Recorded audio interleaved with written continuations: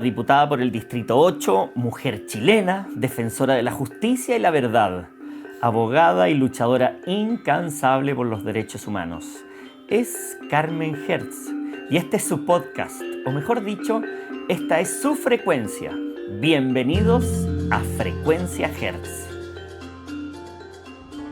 Bienvenidos a un nuevo podcast de Frecuencia Hertz. Hoy estamos con la diputada por el Distrito 9, dirigente estudiantil, matrona de profesión, la diputada Carol Cariola. Bienvenida a Frecuencia Hertz. Carol, gracias por acompañarnos. Qué gusto de saludarte. Hola Carmencita, qué gusto de verlos. Muy contenta de estar aquí invitada a Frecuencia Hertz. Y diputada, bienvenida a su programa. ¿Cómo está usted?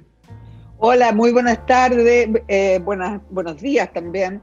Muchas gracias a la diputada, a Carol, que haya aceptado la invitación. Me encanta que esté acá. Gracias a ti también por la conducción.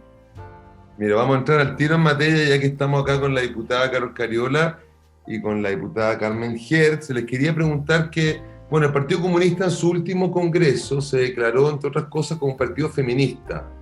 ¿En qué se traduce esta declaración, más allá de las cuotas de candidato? Yo les quiero preguntar a ustedes por qué el Partido Comunista es más feminista hoy que ayer. Bueno, primero decir que esto ha sido un camino largo para las comunistas, ¿no?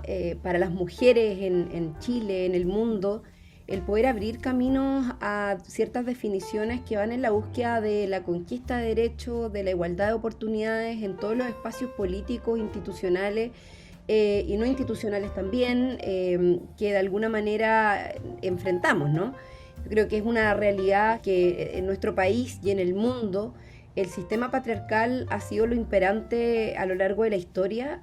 Para nosotras poder estudiar fue un desafío, para nosotras poder votar fue un desafío, participar en política fue un desafío.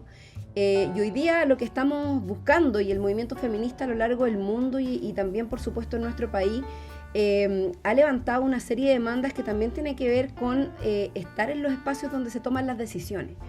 Y este debate también lo enfrentó el Partido Comunista, o sea, no hemos estado ajenos de esa discusión, más allá de que al interior de nuestras filas, a lo largo de nuestra historia, siempre ha habido compañeras con disposición a buscar, a igualar condiciones, a mejorar los derechos de las mujeres, a representar nuestras demandas al interior de las filas del Partido Comunista. Nunca habíamos tenido probablemente la fuerza que el movimiento feminista tiene hoy en nuestro país y que evidentemente se ve reflejado y tiene una repercusión en cada una de las instancias, incluido el Partido Comunista, que no está ajeno a la realidad de una sociedad. Nosotras, cuando nos hemos planteado la necesidad de establecer un partido antipatriarcal y con una construcción feminista desde el marxismo, también lo entendemos no solo como un desafío hacia la sociedad, sino que también hacia adentro, porque esto no significa que el partido haya dejado de tener, incluso al interior de sus propias filas, comportamientos profundamente machistas y patriarcales, cuando nosotras lo que hemos planteado es que eso hay que deconstruirlo, transformarlo y generar un cambio cultural a nivel nacional, a nivel país, a nivel mundial, pero también a nivel de nuestra estructura partidaria. Y usted, diputada, que lleva más tiempo en política, ¿cómo ve estas transformaciones que se están...? Yo concuerdo con la Carol, pues sin duda, este ha sido un proceso muy largo el que han transitado las mujeres, y teniendo activismo, ya desarrollando un activismo, son 150 años de activismo para, como decía Carol, que podamos votar. Primero, que no nos casaran a la fuerza y no nos impusieran hasta eso, la conformación de la familia desde el punto de vista patriarcal.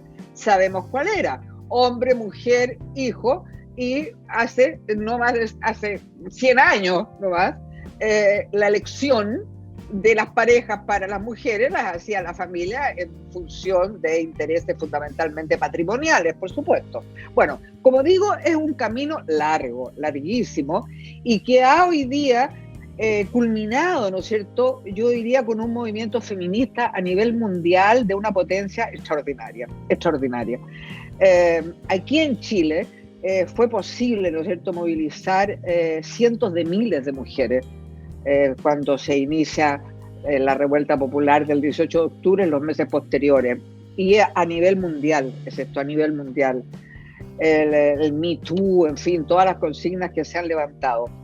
Creo que sí, yo que vengo de una generación, que es la generación de los 60, ¿no es cierto? Una generación que estaba muy metida en política en su juventud, la política era nuestra vida, digamos, nuestra vida a las 24 horas, y sin embargo, si bien es cierto, militábamos en organizaciones revolucionarias, no nos sentíamos mayormente, entre comillas, discriminadas, pero si uno veía las direcciones de las organizaciones revolucionarias, las del partido, que sí había una secretaria general mujer como Gladys, ¿no es cierto?, que era la secretaria general de la Juventud Comunista, pero si tú veías la Comisión Política del Partido Comunista, la Dirección Nacional del MIR, yo diría el 95%, por ser generoso, eran hombres. Esa era la realidad de quienes dirigían, y estamos hablando de organizaciones revolucionarias. Entonces, el proceso ha sido difícil, se ha enfrentado a obstáculos de todo tipo, pero de todo tipo, porque la sociedad patriarcal, digamos, heterosexual y patriarcal, es de una fuerza e impone vallas para avanzar tremenda. Así que sí, me alegro mucho que el partido se haya definido en su último congreso como un partido feminista de clase y antipatriarcal, además de antineoliberal, por supuesto. Oigan, y respecto a lo que ustedes están mencionando, este largo recorrido para ir modificando esta sociedad patriarcal, evidentemente que aún nos falta mucho y que se requieren de mucho esfuerzo, y que algunos de estos cambios tardan años, como son los cambios de paradigma cultural, pero hay otros cambios muy relevantes que se pueden implementar a través de una ley, por ejemplo, la igualdad salarial o una ley de aborto libre. Carol, creo que hace una semana aproximadamente la Comisión de Mujer y Equidad de Género de la Cámara de Diputadas y Diputados comenzó a discutir el proyecto que busca despenalizar el aborto hasta las 14 semanas de gestación. ¿En qué va esta discusión, Carol, y si crees que llegará a la Cámara este proyecto de ley? Ay, bueno, hemos esperado tantos años por lograr conquistar derechos de a poquito y hemos ido avanzando. Hace algunos años atrás me tocó tramitar en la Comisión de Salud el proyecto de ley de aborto en 3 causales, la interrupción voluntaria del embarazo en 3 causales, que fue una larga discusión. Fueron casi 4 años de debate donde tuvimos que ver de todo, escuchar de todo, hasta las cosas más insólitas, parlamentarias que decían que habían violaciones no violentas, parlamentarios que decían derechamente que las mujeres buscábamos ser abusadas sexualmente y que por lo tanto más o menos que teníamos que hacernos cargo si nos tomábamos más alcohol de la cuenta en un carrete y por tanto asumir las consecuencias de ello. Y ante ese tipo de justificaciones se dio el debate, digamos, de aquellos que estaban a favor y en contra de las 3 causales. No fue fácil y nosotros siempre dijimos cuando empezamos esa discusión que era necesario seguir profundizando porque las 3 causales no eran suficientes, no era lo único. En Chile abortan clandestinamente, entre los datos oficiales del MinSal hablan de 50.000 aproximadamente mujeres que abortan. Yo estoy hablando de datos del 2015, ni siquiera son datos que estén tan actualizados. Y sin embargo hay organizaciones internacionales que hablan de 150.000 abortos clandestinos al año. Y dentro de esos 150.000 abortos que se hacían hasta antes que tuviéramos la interrupción voluntaria del embarazo en 3 causales, evidentemente una de las cosas que nosotras dijimos es que no todas las causas, por las cuales las mujeres decidían abortar estaban vinculadas a las 3 causales. Habían otras razones también y las siguen habiendo. Es decir, todavía hay mujeres que siguen abortando en condiciones clandestinas, de inseguridad y que además son penalizadas. El que el Código Penal contenga el aborto como un delito significa no solo que las mujeres estamos desprotegidas ante la ley a propósito de que no hay una prestación de salud que incorpore otras razones por las cuales una mujer aborta. Mira, voy a poner un ejemplo de mucho sentido común. Hace algunas semanas conocimos de unos métodos anticonceptivos orales, las pastillas anticonceptivas, llamadas coloquialmente, que venían con fallas. Y muchas mujeres tomaban esos métodos anticonceptivos, pero claro, el Estado se lava las manos. Aquellas mujeres que se embarazaron producto de la falla que venía del laboratorio de esos métodos anticonceptivos no tienen ninguna salida en Chile. Si quieren interrumpir su embarazo por haber quedado embarazada producto de una razón completamente ajena, externa, que ni siquiera tiene que ver con su propia responsabilidad de cuidado preventivo respecto de un embarazo no esperado o no deseado, como queramos plantearlo, finalmente esa mujer no tiene alternativa. Y además, si se llega a realizar un aborto, es perseguida, puede ser formalizada. Es cierto que los datos dicen que no han sido muchas las mujeres que en la historia, digamos, de la legislación han sido encarceladas producto de un aborto, pero eso no significa que no sea algo que pueda ocurrir. Es un riesgo latente porque el Código Penal así lo establece. Y lo que nosotros estamos planteando con esta legislación es despenalizar. Ni siquiera tenemos facultades. A nosotras nos encantaría que la ley lo que estableciera fuera la legalización del aborto resguardado, seguro, protegido, con condiciones por parte del Estado, sin anteponer sesgos ni ideológicos ni religiosos a la decisión que pueda tomar una mujer sobre la autonomía de su cuerpo. Sin embargo, eso hoy día no es posible porque no tenemos las facultades legislativas desde el Parlamento para presentar una iniciativa así, ya que implicaría recursos del Estado. Por eso es que optamos por presentar una legislación que es un poco menos ambiciosa, pero que nos parece de todo sentido, de sentido común, digamos, que las mujeres, además de ser resguardadas, no sean perseguidas. O sea, y ese proyecto que busca despenalizar, como dices tú, Carol, ¿cómo se ve? ¿Qué pronóstico puede hacer? ¿Qué ambiente hay ahí en la Cámara para que pueda ser aprobado? Por lo menos pasar a la sala. Sí, bueno, la Carmencita lo sabe, nosotros tenemos un parlamento que es extremadamente conservador, que todavía tiene los sesgos muy masculinizados por lo demás, por lo tanto, dar debates que tienen que ver con temas de género, que nos involucran directamente a las mujeres, de los cuales además somos protagonistas, porque para los hombres es re fácil decir que no están de acuerdo con el aborto y que no quieren despenalizar, ni mucho menos establecer una ley al respecto. Pero finalmente las que nos embarazamos y las que parimos somos nosotras, somos las mujeres. Pero somos el 22% del Parlamento. Y por tanto, la discusión política ha sido muy difícil establecerla, y donde hemos encontrado mayor oposición ha sido precisamente en los hombres. Y ahí no es fácil, nosotras sabemos que no va a ser un debate fácil, probablemente tampoco de corto tiempo de discusión, pero lo vamos a dar y por eso lo pusimos en tabla en la Comisión de Mujeres y Equidad de Género. Esperamos estarlo votando la primera semana de abril, una vez que termine, después de iniciado la elección que vamos a llevar adelante, ¿cierto? El proceso constituyente y las municipales.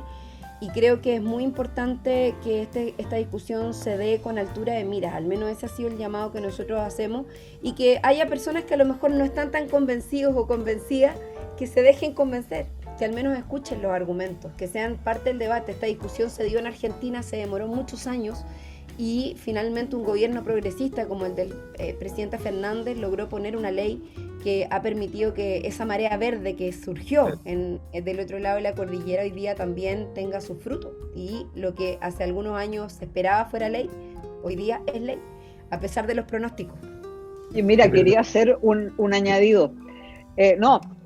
A propósito del tema del aborto, recordar, por ejemplo, cómo en el medio de procesos revolucionarios, estamos hablando de los primeros 30 años del siglo XX, cuando se estableció la República Española, en la década del 30, antes que fuera, ¿no es cierto?, votada por el golpe de Estado franquista, en España el aborto era libre. En la Rusia posrevolución del 17, el aborto era libre.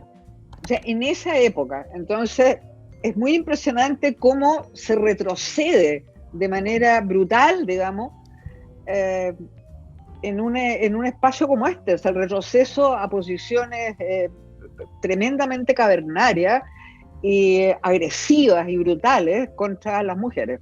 Eso. Así es. Así es. Bueno, ojalá que esta despenalización avance realmente, no solo por las mujeres, sino por el cambio de una sociedad y por todos los que la habitamos. A propósito de falta de memoria y de retroceso, las quiero llevar a otro tema, un poco al proceso constituyente y me gustaría plantearles lo siguiente. ¿Qué piensan ustedes respecto de lo que ocurrió con el partido de la Federación Regionalista Verde, que forma parte de la coalición Chile Digno, que la integra el Partido Comunista, el Frente Amplio, Acción Humanista y otros movimientos políticos? Los regionalistas verdes es un partido que se declara antineoliberal, y mi pregunta es cómo es posible que en esta coalición se lleve una persona como Adriana Barriento, candidata a la Asamblea Constituyente, quien en una de las entrevistas que dio en el año 2018 admitió que le encantaría entrevistar a Lucilia, y a quien considera una mujer muy importante. Como modelo farandulera, además, formó parte durante mucho tiempo de uno de los programas que más ha cosificado a la mujer chilena en el último tiempo, como Morandé con compañía. Diego Ibáñez, un diputado de la coalición de ustedes, también dijo que es inconcebible que una candidata víctima de trauma ocular comparta lista con alguien que estuvo a favor de la acción de Carabineros en la revuelta social. Estamos un poco todos anodados. ¿Qué pasó? ¿Cómo es posible que estemos en esta situación? ¿Puedo intervenir? Sí. Mira, el Partido Comunista sacó una declaración, ¿no es cierto? Por supuesto, señalando textualmente que la inclusión de esta mujer, Adriana Barriento, en la lista de candidato constituyente era una afrenta a la conciencia de los familiares de las víctimas. A mí lo que esa declaración, a mí lo que me impacta es el empecinamiento que tuvo la Federación Regionalista Verde a través de su presidente de insistir en la inclusión de Adriana Barriento, en señalar que los tweets que se le estaban imputando eran falsos, lo cual no es cierto. Adriana Barriento efectivamente tuiteó a favor de las Fuerzas Armadas y en honor al golpe de Estado hace un año atrás. Bueno, independientemente de los hechos que rodean la candidatura de esta persona, lo impactante para mí es que su mera inclusión en una lista, en un pacto que lleva una agenda antineoliberal, antipatriarcal, esa mera inclusión está hablando de que la memoria colectiva y la memoria histórica en este país es extremadamente frágil. Porque si tuviéramos una memoria histórica y colectiva potente, como la existe en otros países que han vivido historias de opresión, como por ejemplo la propia Argentina, al lado, no tenemos que ir a Europa para eso, esta inclusión de esta mujer habría sido imposible, porque no habría osado un dirigente político a defenderla. Y sin embargo, se hace. Y eso es porque hay muchas razones. La razón de la falta de memoria se retrotrae a la transición. Indudablemente, hay factores políticos que determinaron que aquí echémosle tierra mejor y que los únicos que aquí tienen memoria histórica son los familiares de las víctimas, como si eso fuera todo, lo cual es una brutalidad y es una barbaridad. Porque un país que no tiene memoria histórica, que no se hace cargo de su historia, todos lo sabemos, es un país destinado a repetir los acontecimientos. Y esa es la reflexión que yo quería hacer, el tema de la fragilidad de la memoria. Comparto plenamente la reflexión de Carmen. Creo que claramente este es un revés muy importante para el desarrollo, además de una coalición que se perspectivaba muy bien, ¿no? A propósito de la importancia de levantar un espacio de desarrollo político antineoliberal, que por lo demás es una categorización que tiene mucha profundidad, ¿no?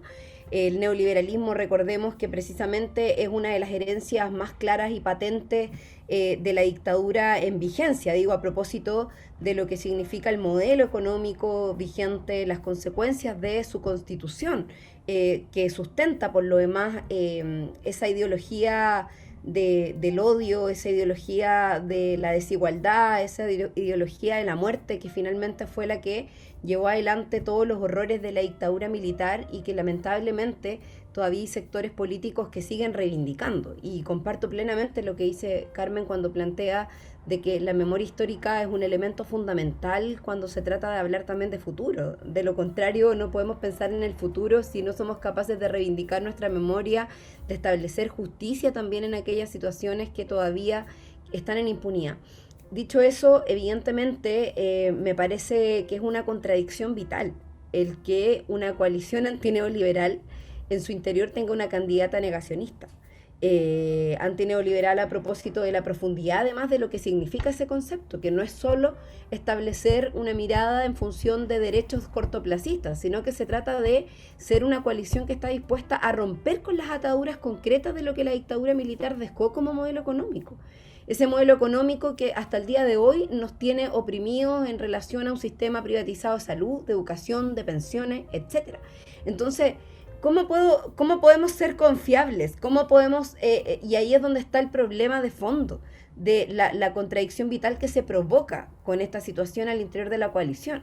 No solo un tema de un problema crítico desde el punto de vista de las declaraciones de esta persona, sino que también de por qué se sustenta por parte de un partido político que hace una declaración de principios tan contradictoria con las acciones que finalmente llevan adelante personas que ellos están sustentando.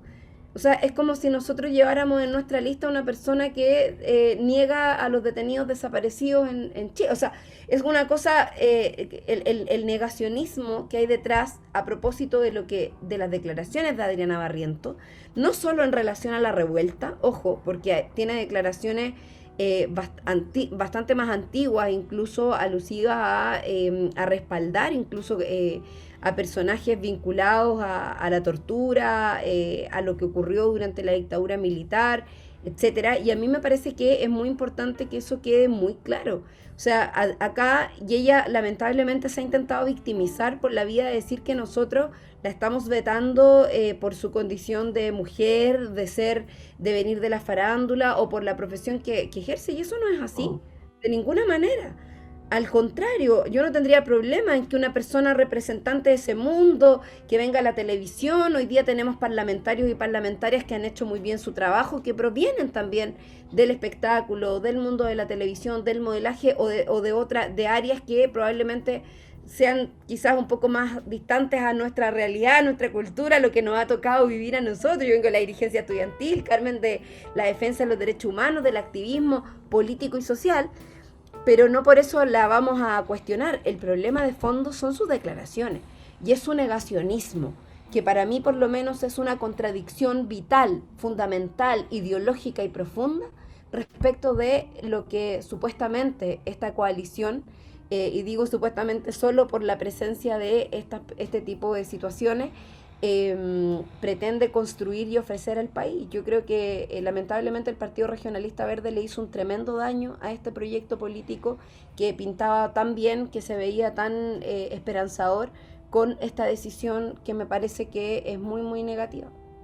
Sí, yo nada más quería agregarles que, independiente del problema de fondo, lo que dice la Carol y la diputada Hertz, que tiene que ver con el negacionismo, con la falta de memoria, y las consecuencias que esto, digamos, significan a toda la sociedad en su conjunto, pero además en un momento como este, donde el sistema político está tan cuestionado, tan descompuesto, donde hay una distancia enorme respecto a la ciudadanía y de una desconfianza que tiene la ciudadanía con el sistema político enorme, resulta bien complicado poder confiar, como dices tú, Carol, en una coalición que se define antipatriarcal, que se define, ¿cierto?, antineoliberal, y que incluye a una persona de estas características en su lista. Es una contradicción como muy vital, que ergo la mirada de la ciudadanía puede decir, otra vez estamos frente a contradicciones y falta de confianza, y yo creo que eso es lo peor que le puede pasar a cualquier coalición que pretenda liderar de otra forma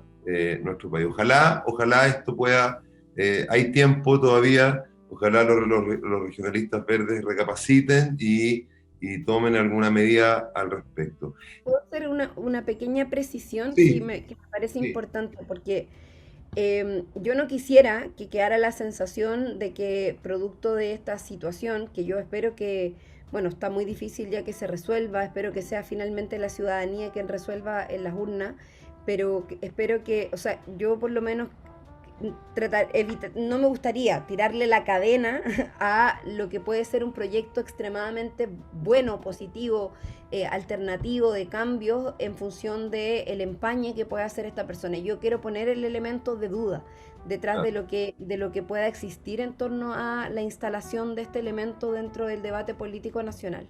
Y creo que en eso hay un flaco favor, efectivamente una mala decisión, pero también quiero decir que acá hay una coalición con tremendos candidatos y candidatas a nivel nacional que yo espero que no se empañen producto de esta situación tan amarga que nos ha tocado vivir en estos últimos días. Yo quiero agregar, también en ese sentido de que independientemente de esta cuestión puntual que denota, por cierto, una incoherencia, esta alianza que se ha forjado desde el año 89, digamos, que no haya sido posible conformar un pacto tan poderoso, con una agenda tan clara, antineoliberal y antipatriarcal. Entonces eso, dado lo que está ocurriendo con la realidad ciudadana, es de una fuerza enorme. Y yo creo que la ciudadanía va a confiar en este pacto, en esta lista,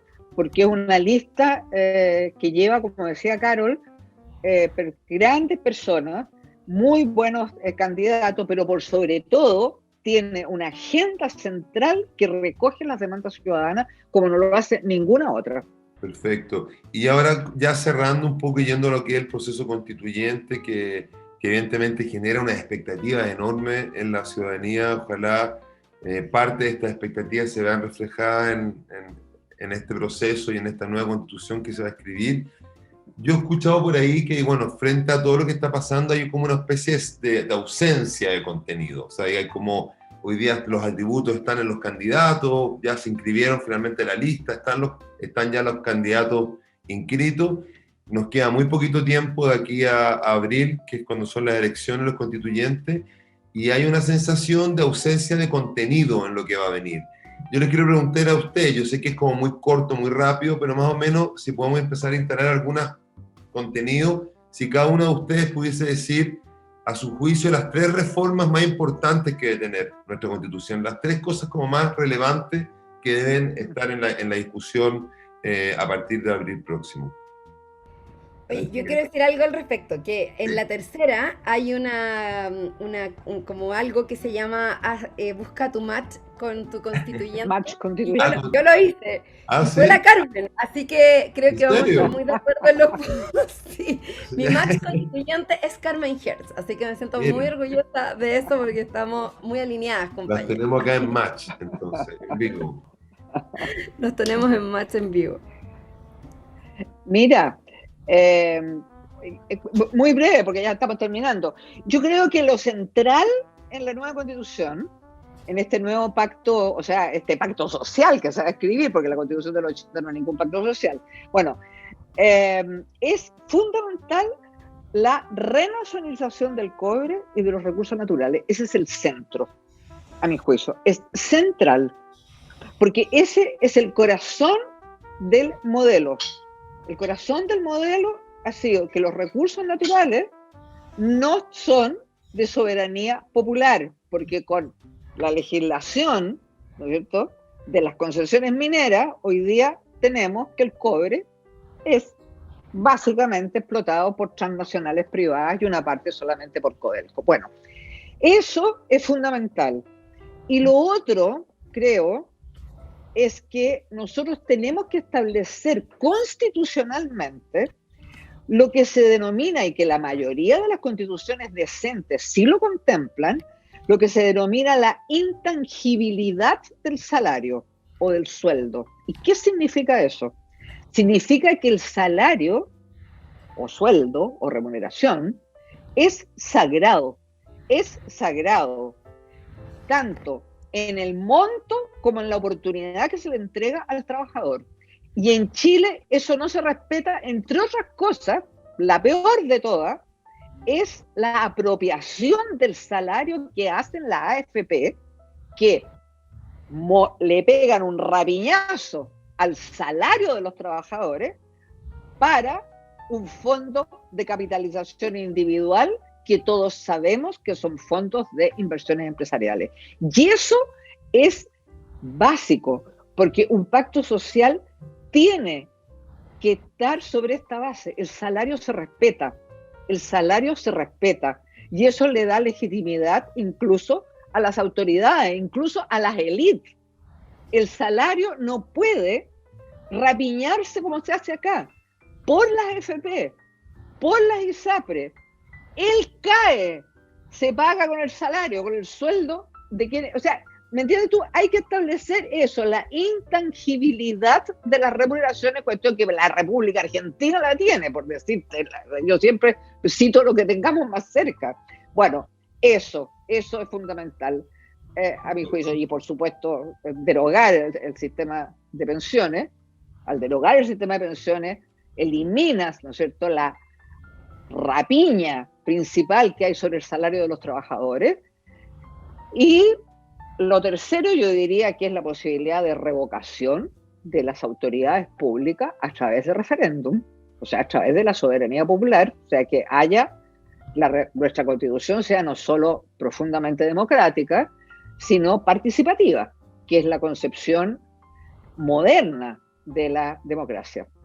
Perfecto. Tenemos la intangibilidad del salario, la recuperación de los recursos naturales y más soberanía, ¿no? En respecto a la revocación de autoridades. Esas serían las tres propuestas de la diputada Hertz. Diputada Cariola. Estoy completamente de acuerdo con los elementos, solo le haría una pequeña como incorporación. Es difícil definir cuáles son las tres más importantes, Sí. pero yo creo que en esta misma línea, digamos, solo para complementar el punto de la necesidad de recuperar los recursos naturales, y por tanto con eso establecer un nuevo modelo de desarrollo que es distinto, ¿no? Que perspective también que los recursos de los chilenos y chilenas realmente se vean reflejados en la calidad de vida, en las condiciones de vida de los chilenos y chilenas, en función también de un Estado que sea capaz de garantizar derechos sociales fundamentales. Y creo que en eso también hay un elemento que yo lo ligo, digamos, que tiene que ver con el rol del Estado.